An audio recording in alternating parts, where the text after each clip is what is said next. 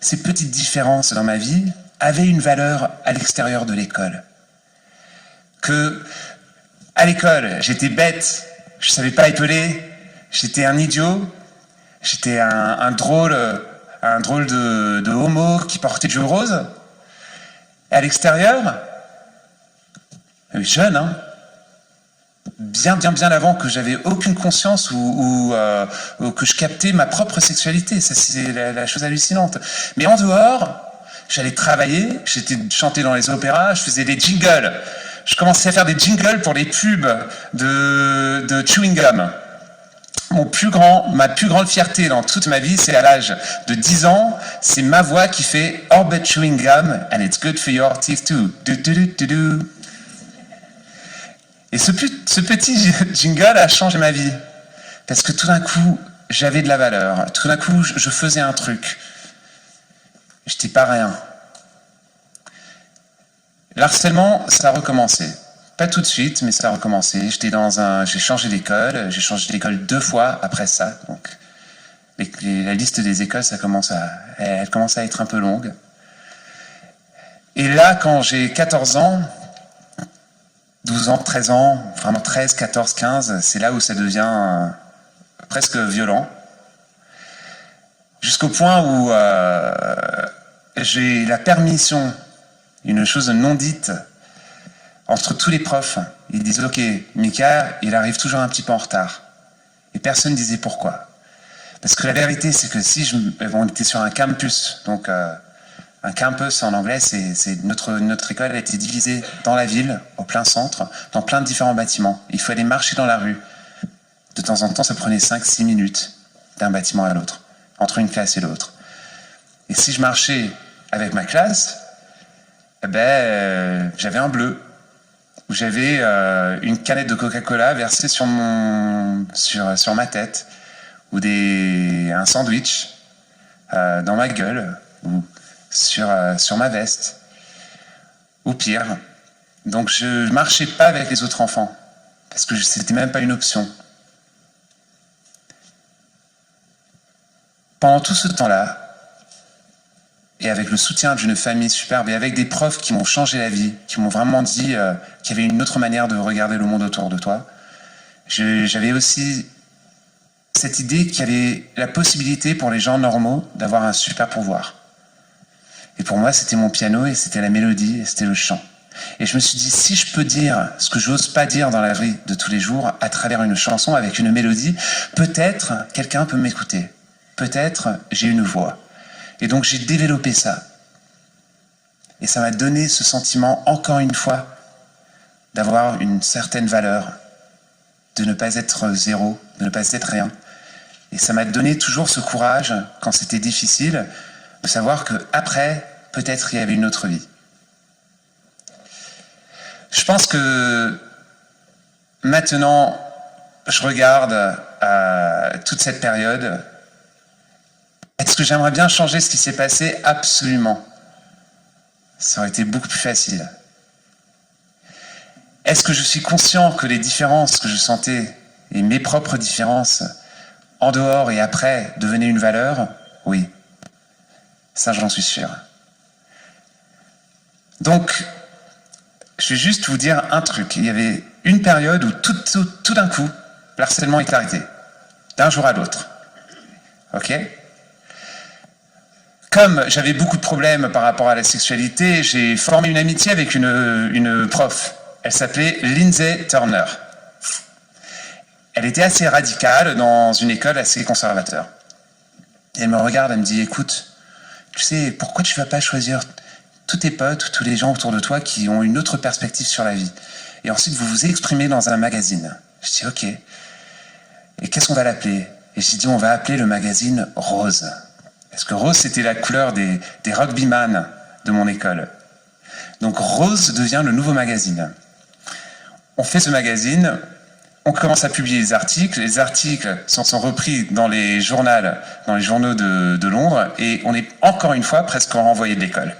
Et elle, presque licenciée. Un jour, elle vient me voir, elle me dit, ok, viens Mika, moi je vais m'en aller. Je veux plus être prof.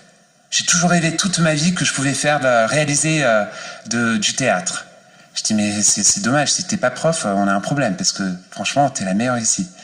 Et elle me dit, non, mais regarde, on va faire un geste. On va monter une pièce de théâtre. On monte Cabaret.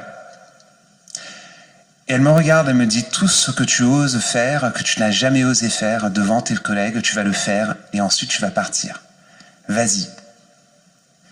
Alors j'ai dit, ok. Et on monte Cabaret au théâtre, et ça part dans tous les sens. Et c'est osé, et c'est totalement...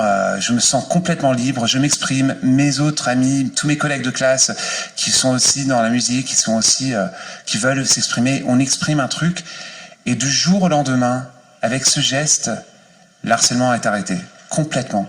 Et j'ai réalisé que la musique, encore une fois, est venue à m'aider, à justifier qui j'étais, à expliquer qui j'étais, et ça a provoqué une empathie, une tolérance dans ma petite communauté qui était celle de mon école.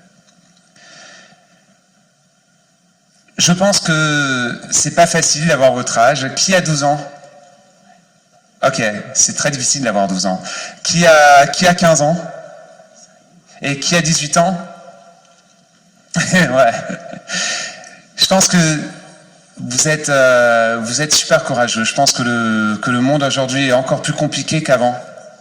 Je pense que l'école, elle reste pas à l'école. Je pense que l'école, elle vous suit dans vos ordinateurs, dans vos WhatsApp chats et dans vos téléphones. Et je sais pas comment vous faites. Mais je voulais juste vous donner une petite histoire de quelqu'un qui pensait que ces différences allaient lui détruire. Et en fait, c'est l'inverse. Mes différences m'ont formé, ils m'ont donné une raison d'être dans la vie d'adulte qui est dans le panorama autour de moi dans la vie d'adulte. Et assumez vos différences, cultivez vos différences.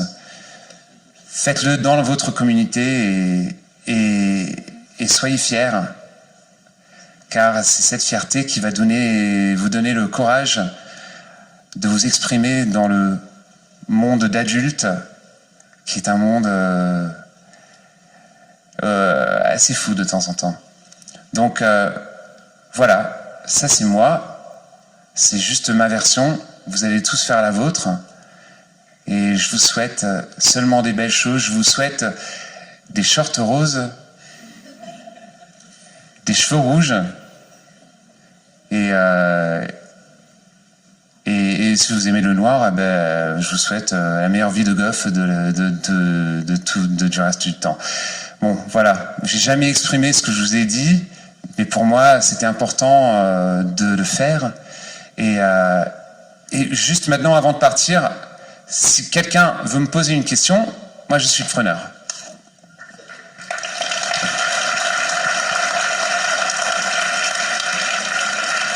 Et la personne qui ose poser une question sera la plus courageuse de votre école.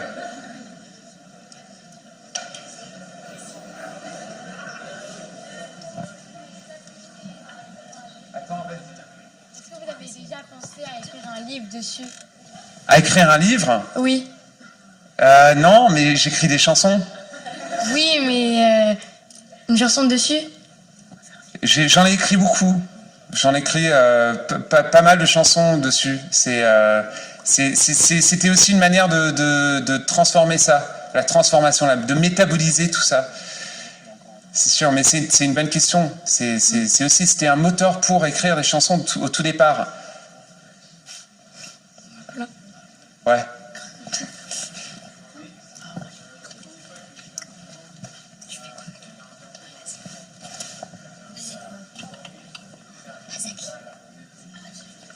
Attends, je t'entends mal.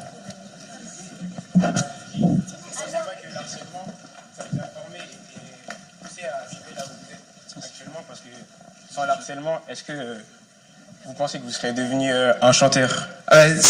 Tu t'appelles comment? Jamal. C'est une superbe question, en fait. C'est une question très difficile.